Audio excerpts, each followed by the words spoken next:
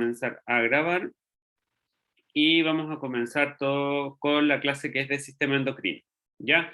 Lo que vamos a ver el día de hoy va a ser la introducción del sistema endocrino. Esto es para tener en consideración, ¿no es cierto?, lo general que vamos a ver finalmente en todas las clases y todo lo que conlleva a todas las clases de ahora en adelante, ¿no es cierto?, la parte de endocrino. El objetivo de esta clase va a ser definir el sistema endocrino, cómo se compone esta y la función general que tiene, entender en términos generales las funciones de las hormonas, clasificar las hormonas según su composición, estructura, lugar de acción y activación, caracterizar las hormonas esteroidales y conocer el control general del sistema endocrino. ¿Ok? Bien. El sistema endocrino, si bien o sea, no es un sistema que funciona de manera sola, sino que funciona de manera en conjunto con todos los otros sistemas. O sea, que nosotros estamos viendo fisiología y lo separemos por sistema, no significa, ¿no es cierto?, de que el endocrino va por solo. Si se fijan, el endocrino va muy bien con lo que es el sistema digestivo, metabolismo, ¿no es cierto? Se relaciona mucho con la parte renal a través de la regulación calcio-fósforo, ¿no es cierto? También, bueno, van a ver más adelante, ¿no es cierto?, que va a regular distintas partes, ¿no es cierto?, que son necesarias como para el correcto funcionamiento. O sea, créanme que va a ser más que nada algo que va a ser de manera general, ¿no es cierto?, que se incluye en un todo, y lo que nosotros vamos a ver un poquito es la parte aislada, como decir cómo debería funcionar o cómo funciona, pero sin embargo siempre hay que tener en consideración toda esta mixtura o mezcla que va a tener lo que es la parte de fisiología. ¿Ok? Bien, entonces a continuación vamos a ver un video muy cortito del sistema endocrino que lo encontré hace años ya en el YouTube, pero es bastante interesante porque como que da cosas muy puntuales, da ideas muy generales de las cuales nosotros vamos a ir viéndolas a medida de que vayamos viendo la clase, ¿ok? Así que yo creo que la voy a proyectar yo acá desde esta pantalla para que veamos y tomemos el tiempo, ¿no es cierto?, eh, de la pantalla más que nada por el video que hay. Vamos a pausar la grabación. Bien, entonces, a grosso modo, ¿no es cierto?, tenemos que el sistema endocrino va a ser, ¿no es cierto?, está conformado, ya lo vimos, por glándula, que va a ser un conjunto de órganos de los cuales son los que se liberan hormonas, que las hormonas van a ser los mensajeros químicos principales, ¿no es cierto? Estos mensajeros químicos van a ser trasladados o ser llevados, ¿no es cierto?, hacia algunos órganos que van a poder detectar esta hormona, y a esos órganos se le van a llamar órgano diana, ¿ya? ¿Eso qué quiere decir? Entonces tenemos la glándula que secreta una hormona que a través de un flujo, ¿no es cierto?, va a su órgano diana, y este órgano diana puede ejercer dos funciones, tanto de crecimiento como de función. ¿A qué me refiero con esto, no es cierto? A aumentar o el crecimiento de ese órgano diana, o bien aumentar la función de ese órgano diana. Y el crecimiento y la función, ¿no es cierto?, la podemos tener bajo dos efectos, como es dos efectos, que es la hipertrofia y la hiperplasia. ¿Quién me puede decir cuál es cuál de estos dos dibujos? La hiperplasia es la de arriba y la hipertrofia es la de abajo. Correcto, hiperplasia es la de arriba, aumento en número de células, e hipertrofia la de abajo, aumento en el tamaño celular. Súper bien. Bien, entonces ahora vamos a hacer una actividad en la cual ustedes o sea, con el mouse, ¿no es cierto?, pueden escribir o rayar y van a unir cada característica con alguna, o sea, las azules, ¿no es cierto?, del sistema endocrino, con qué características se correlaciona, y el exocrino con qué otras características se correlaciona, ¿vale? Tienen unos 2 minutitos, con eso yo creo que ya estamos suficientes.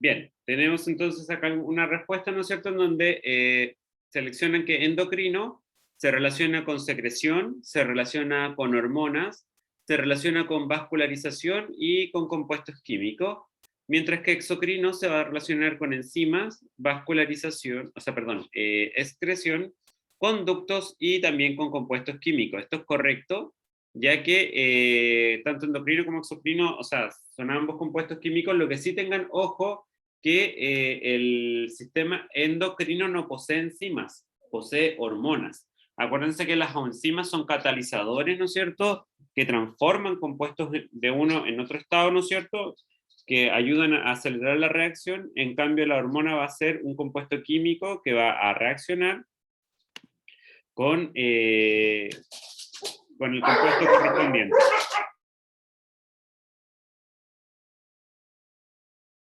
Disculpen, va a reaccionar, ¿no es cierto? O sea, va a reconocer, por ejemplo, el receptor y todo, y ahí va a haber una guía de señalización.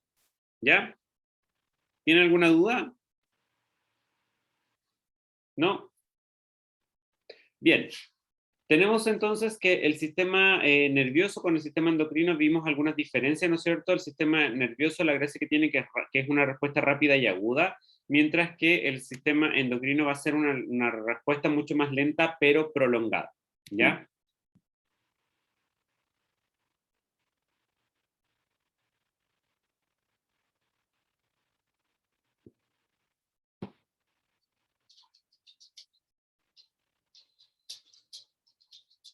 Bien.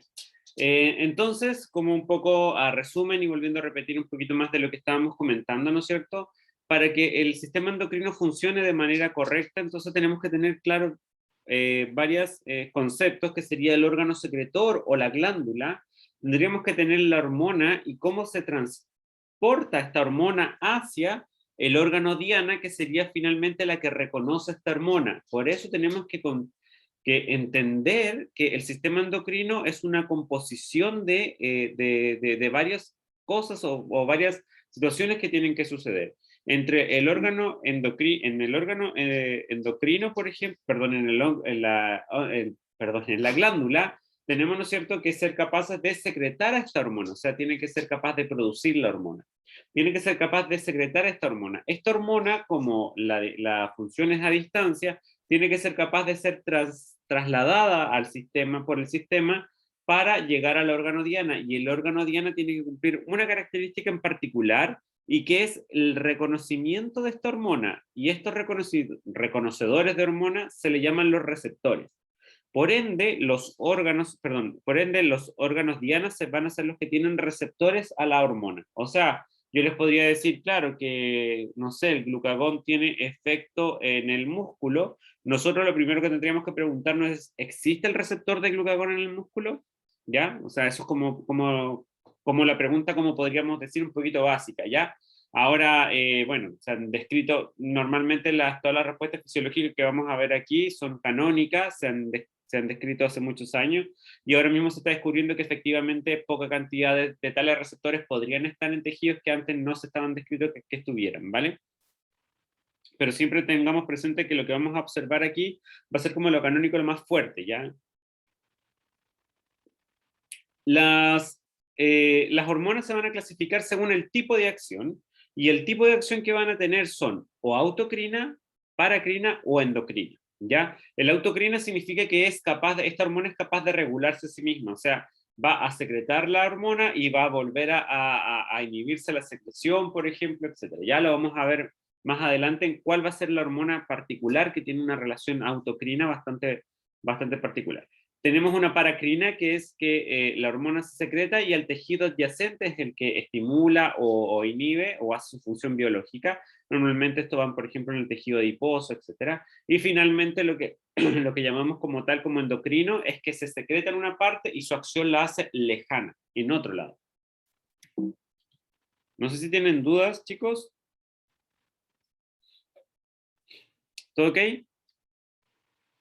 Bien.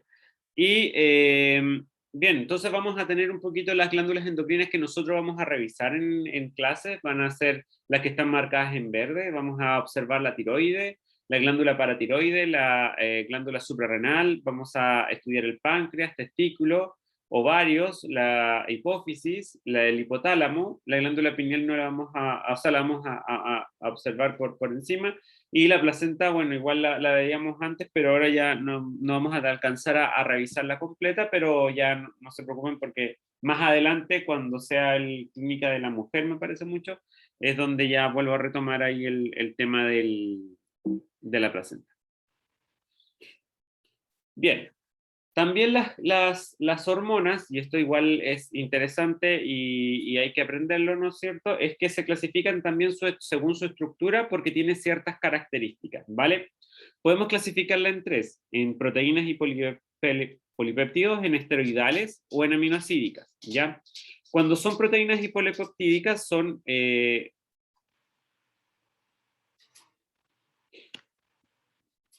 cuando son polipeptídicas, lo que hace, por ejemplo, el tamaño es que son grandes, ¿ya? Él tiene un origen aminoácidico, o sea, solamente de aminoácidos, y son de característica hidrosoluble y que se presentan, o sea, perdón, ¿cómo se hacen? Son a través del retículo endoplásmico rugoso, van al Golgi, la vesícula y finalmente por exocitosis son eliminadas hacia el medio, ¿ya? Hidrosoluble significa que se pueden, ¿no es cierto?, pues son solubles en líquido acuoso. Estas hormonas que son polipeptídicas y son hidrosolubles van a tener una activación en receptores de membrana, las cuales van a producir cascadas de señalización, ¿ya? Como por ejemplo la insulina. La insulina sí es polipeptídica, eh, aminoácidica, ¿no es cierto? Es hidrosoluble, va por el torrente sanguíneo y activa receptores de membrana. Las esteroidales son de tamaño variable y tienen un origen en común que va a ser el colesterol. Ya son derivadas del colesterol, las esteroidales. Estas son liposolubles, ya no son solubles en agua, ¿no es cierto? Y normalmente son sintetizadas del retículo endoplásmico liso a través de vacuolas y difusión, son llevadas al medio ambiente, perdón, al medio circulatorio. Para que sean transportadas necesitan un carrier, una proteína carrier que las proteja, porque como son liposolubles o hidrofóbicas, ¿no es cierto? No se mezclan ahí en la parte del líquido, ¿no es cierto? Entonces tienen que ir como encapsuladas, por así decirlo, y eso se van a hacer las proteínas carrier, las que van a llevar. La gracia que tiene que como son esteroidales, están compuestos lipídicamente, cruzan la membrana y normalmente se unen a receptores que se encuentran en el citoplasma y en el núcleo. O sea, a ver, se unen específicamente a receptores nucleares. Lo que pasa es que cuando los receptores nucleares se encuentran inhibidos, van a estar en el citoplasma. ¿Qué quiere decir? Que va a llegar la hormona esteroidal, como el como el cortisol, ¿no es cierto? Como la aldosterona, traspasa la membrana, se va a unir al receptor y eso va a hacer que se traslade hacia el núcleo a ejercer su función, ¿ya? Esto se le llaman mensajeros primarios porque esta misma translocación de la membrana del citoplasma hacia el núcleo va a producir un aumento en la expresión génica, por ejemplo. En cambio, en el otro son vías de señalizaciones, PIK, más quinasa, ¿no es cierto? Y ahí se van a ir al núcleo y va a comenzar con transcripción génica, por ejemplo, etcétera, ¿ya? Y las aminoácidicas son muy parecidas a las proteínas polipeptídicas, también son de aminoácidos, pero lo que sí es que son muy pequeñas, ¿ya? Estas pueden ser hidrosolubles o liposolubles, tienen ambas características de secreción, y la activación también puede ser de ambos tipos. Esta, por ejemplo, está las hormonas tiroidales, la T3 y la T4, que son muy pequeñas, entonces atraviesan membrana, se pueden unir a los receptores que están en el citoplasma, van hacia el núcleo, etc. ¿Ya? Bien, no sé si tienen alguna duda hasta el minuto. ¿No? ¿Todo ok?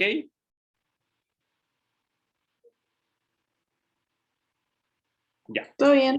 súper, genial. Entonces, las esteroidales, la gracia que tienen que provienen del colesterol. El colesterol tiene una forma muy particular en el organismo ser sintetizada, ¿ya? O sea, nosotros necesitamos una fuente de colesterol exógena, ¿no es cierto?, para poder crear distintas formas y partes, ¿no es cierto?, que necesitamos, por ejemplo, membranas plasmáticas, etcétera. Una parte de este colesterol se va a transformar en pregnolona y esta pregnolona va a ser la basal de todas las hormonas esteroidales que se van a producir, como son el glucocorticoide, los minerales corticoides y el andrógeno, y las hormonas androgénicas, ¿ya? Estas hormonas androgénicas se van a transformar en estrógeno, en testosterona, son las hormonas sexuales, ¿ya? Y este glucocorticoide y mineral corticoide mayoritariamente se les van a llamar corticosteroides porque son secretadas por la corteza suprarrenal, ¿ya? Ahora, si se fijan, estas tres van a ser de la corteza suprarrenal, mientras que este andrógeno y estrógeno pueden ser de las gónadas, testículos y ovarios. Por ende, las glándulas que secretan hormonas esteroidales va a ser la corteza suprarrenal y las gónadas. El resto van a ser todas aminosídicas, ¿ya? Bien, entonces la gracia que, bueno, aquí tenemos otro resumen, ¿no es cierto?, de lo que les comentaba recién, la corteza suprarrenal, testículo y el ovario, estas son las hormonas esteroidales que se van a producir, ¿no es cierto?, las secreciones o sea, la hormona que van a producir y el control más o menos que tienen esta, pero lo vamos a ver en cada uno de los sistemas más adelante. Aquí simplemente para que lo vean cómo se ven, ¿no es cierto? Por ejemplo, la aldosterona y la progesterona, que serían, acá está el estradiol, la testosterona, ¿no es cierto? Son muy similares al colesterol, provienen del colesterol, ¿ya? La gracia que tienen las hormonas esteroidales, que como son hidrófobas o liposolubles, ¿no es cierto?, se transportan a través de proteínas carrier, y estas cuando llegan a la célula, van a traspasar la membrana y van a unirse a los receptores nucleares. Ojo que los receptores nucleares, cuando están inhibidos, se encuentran en el citoplasma, por ende se unen a los receptores nucleares en el citoplasma y lo activan traslocándolos hacia el núcleo, ¿ya? Normalmente estos receptores dimerizan o se juntan entre dos, ¿no es cierto? Cuando se activan, van a ir o sea, estando en el núcleo se unen al gen, ¿no es cierto?, a la parte promotora del gen, y lo que van a hacer es aumentar la expresión génica. Bien, y ¿cómo se controlan la secreción de hormonas? Ya tenemos y ya sabemos mucho, ¿no es cierto? Y lo que vamos a ver el día de hoy completo va a ser el control, ¿no es cierto?, del eje hipotalámico hipoficiario, ¿no es cierto?, que va a ser el control que van a tener las secreciones de estas hormonas. También a través de cambios fisiológicos también se van a controlar. Entonces vamos a tener esos dos tipos de controles. El más grande, el hipotalámico hipoficiario, ¿no es cierto? Aquí hay un pequeño resumen de todas las hormonas que vamos a observar. Tenemos en el hipotálamo las liberaciones de neurotransmisores, ¿no es cierto?, que van a ir a liberar o a secretar hormonas liberadoras que van a ir a la adenohipófisis, ¿no es cierto?, a secretar las hormonas estimulantes. No se preocupen que los vamos a ver todo más adelante, se lo vamos a repetir varias veces para que nos quede bien claro. ¿Cómo se regula? Habíamos preguntado, ¿no es cierto? Tenemos el feedback negativo, ¿cuál es la gracia que va a tener? La gracia que va a tener es que se autorregula, ¿no es cierto? Hay una autorregulación en el sentido de que se necesita esta hormona, comienza la estimulación de la célula, de la hormona liberadora, después la hormona estimulante, después finalmente la hormona que necesitamos que aumentara, y esta hormona va a ser la que va a inhibir, ¿no es cierto?, las secreciones de las estimulantes de la liberadora.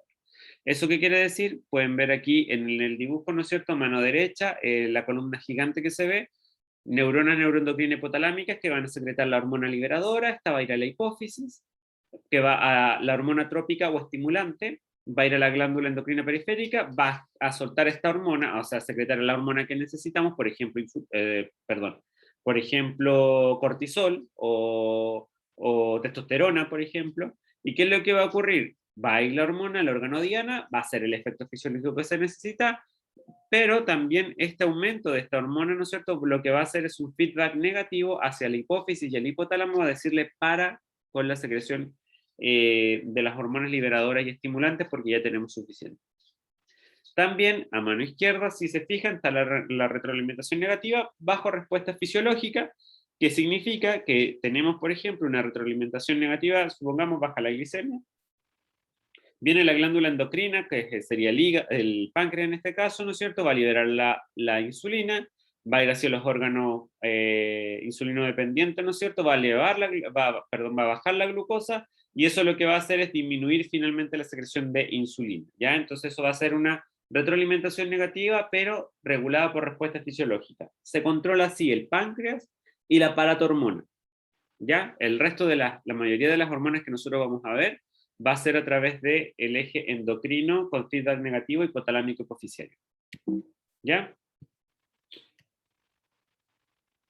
Bien, también, bueno, aquí hay, por ejemplo, algunos ejemplos de este control. Tenemos el hipotálamo, ¿no es cierto?, con la TSH, la hormona estimulante de la tiroide. La glándula tiroidea va a aumentar la secreción de las hormonas T4 y T3, ¿no es cierto? Estas van a ser su función biológica, pero a su vez van a ir hacia la pituitaria y el hipotálamo a decir paren con la secreción. Pituitaria o hipófisis es sinónimo, ¿vale? También tenemos acá el control del ACTH, ustedes pueden ver, CRH se libera, la hipófisis se libera ACTH, aumenta los glucocorticoides, el cortisol, ¿no es cierto? Hace su efecto, pero este glucocorticoide lo que va a hacer es inhibir la secreción de las hormonas estimulante y liberador. ¿Ya? Este va a ser el feedback negativo. Y como tenemos un feedback negativo, también existe el feedback positivo, ¿vale? Que son en funciones muy particulares.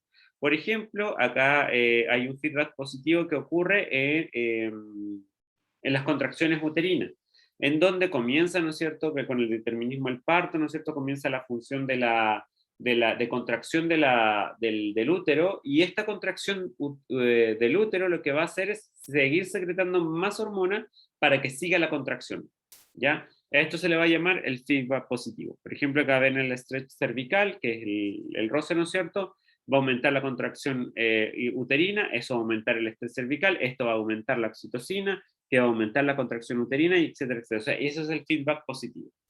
¿Se recuerdan de algún otro feedback positivo? Creo que la prolactina, profe. Correcto, la prolactina, ¿no es cierto? La secreción, o sea, la secreción de leche, ¿no es cierto? El estímulo va a ser de la succión, ¿no es cierto?, de la glándula mamaria, lo que va a empezar a producir prolactina, va a empezar a producir la secreción, entonces a medida de que esté el estímulo, ¿no es cierto?, de amamantamiento, va a seguir produciéndose leche, ¿ya? Ese también es otro feedback positivo.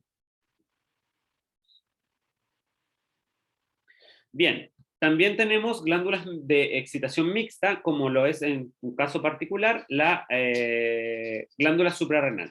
La glándula suprarrenal nosotros la vamos a dividir bueno, se divide en dos, la corteza y la médula, en donde si ustedes se fijan aquí, bueno, este corte se encuentra más acá al medio, ¿no es cierto?, en donde indican que en la parte superior va a estar la mineralcorticoide que va a producir aldosterona, la glucocorticoide que va a producir cortisol y cortisona, y la fascicularis, ¿no es cierto?, que va a producir las hormonas androgénicas. Si se fijan, estas tres son las esteroidales, y estas van a tener una regulación de manera endocrina a través del eje hipotalámico hipoficiario, ¿ya? Sin embargo, la médula va a tener tiene terminaciones ganglionares, ¿no es cierto?, nerviosas, simpáticas y parasimpáticas, con lo cual va a estar regulada la médula a través del sistema nervioso. O sea, tenemos glándula de excitación mixta a través del eje hipotalámico hipoficiario, la corteza, y la médula de la glándula suprarrenal a través del sistema nervioso, ¿ya? El sistema nervioso secreta epinefrina y norepinefrina, ¿ya? Bien. Chicos, no sé si voy muy rápido o vamos bien.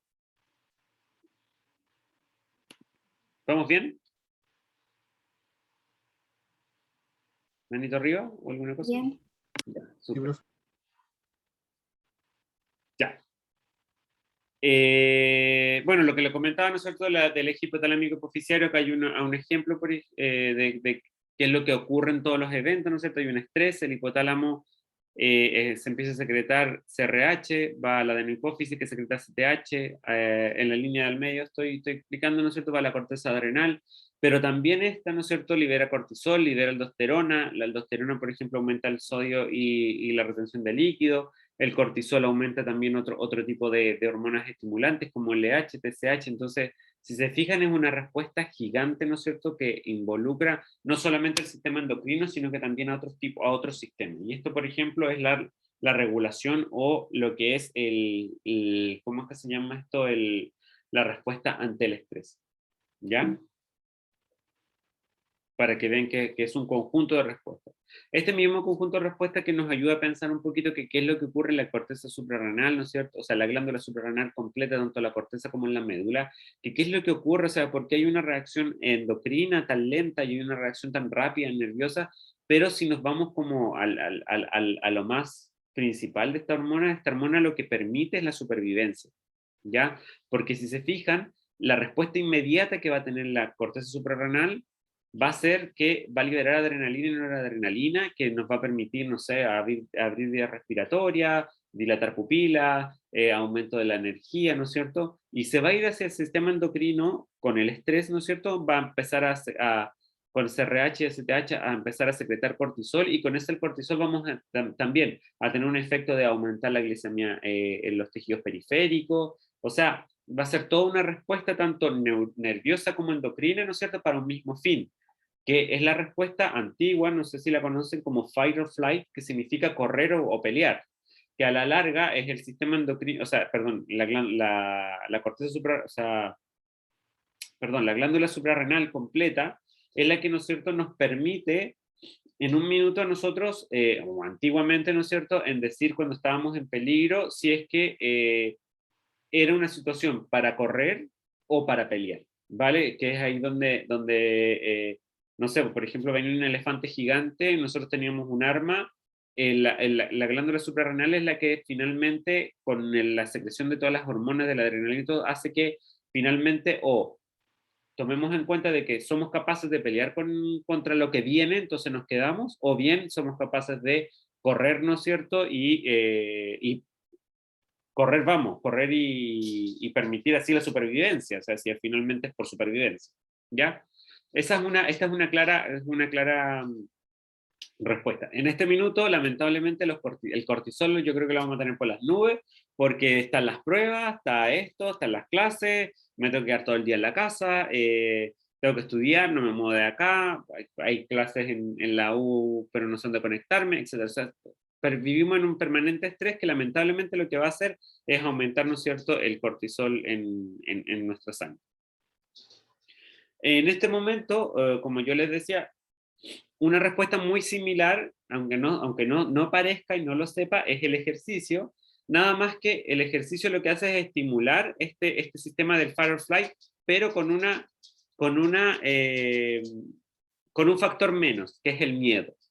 ¿Vale? O sea, sí, se ha descrito que finalmente el fight or flight, la situación completa, lo que nos produce, ¿no es cierto?, un estado de alerta, finalmente también está estimulado por el miedo. Nosotros la vemos repercutido en el ejercicio, o sea, se ve como de manera similar en el ejercicio, en donde el ejercicio es un elemento estresor que nos va a permitir, por ejemplo, sacar energía del organismo para, o sea, en realidad para gastarlo. Lo único que no vamos a tener en el fight or flight va a ser el miedo, ¿ya? ¿Eso qué significa? Que o sea, en sí no es que el ejercicio sea malo porque nos va a hacer aumentar el cortisol, que el ejercicio es como un estado de fight or flight pero controlado, en el cual nosotros podemos manejar esa situación, por ende, obviamente, por ejemplo, nos puede servir para bajar de peso, para mejorar la contractura física, para el sistema respiratorio, por ejemplo, etcétera. O sea, si se fijan, es como la evolución de.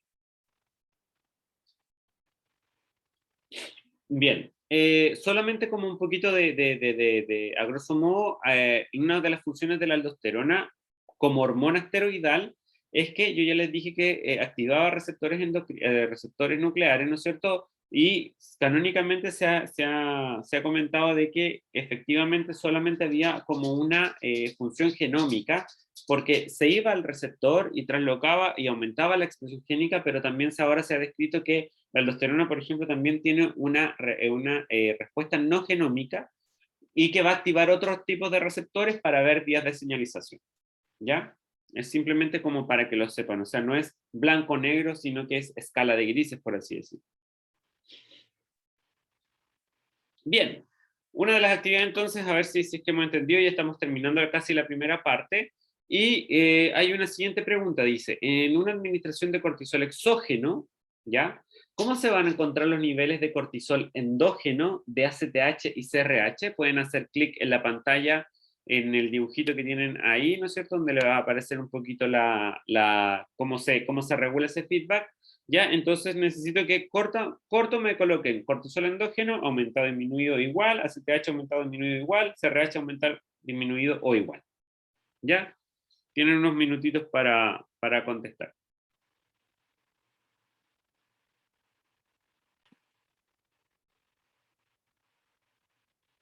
Efectivamente, ¿no es cierto? Si el cortisol, si nosotros entregamos cortisol exógeno, va a bajar toda la línea, ¿vale? Acá hay algunos ejemplos, por ejemplo, que dice hipersecreción secundaria a un problema hipotalámico, o sea, ¿qué pasa si el CRH aumenta mucho CTH, aumenta mucho el cortisol y no hay un feedback negativo? Porque normalmente cuando hay un aumento de una hipersecreción es porque es descontrolada, ¿ya? Si hay una hipersecreción secundaria a un problema de la hipófisis, por ejemplo, vamos a ver ACTH aumentado, cortisol aumentado, pero CRH va a estar disminuido. ¿Ya? Y así vamos a poder ver los distintos niveles de regulación que puede tener el sistema endocrino en ese sistema. ¿Ya? Bien, vamos con la última actividad, antes de hacer el recreo, y va a ser la actividad de buscando pares, ¿vale? Para ello tiene 5 minutos, pero yo creo que es más que suficiente para realizar la actividad. Así que comiencen nomás.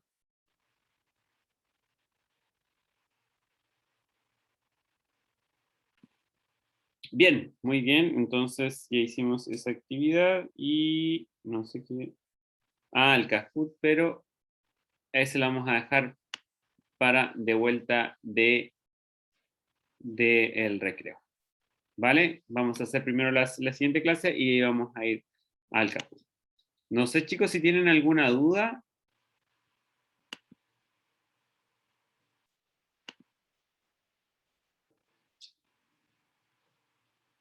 ¿Todo ok? ¿Todo bien? ¿Sí? ¿Ninguna duda? Bien, voy a parar la Creo que grabación. no. Ya, súper, voy a parar la grabación.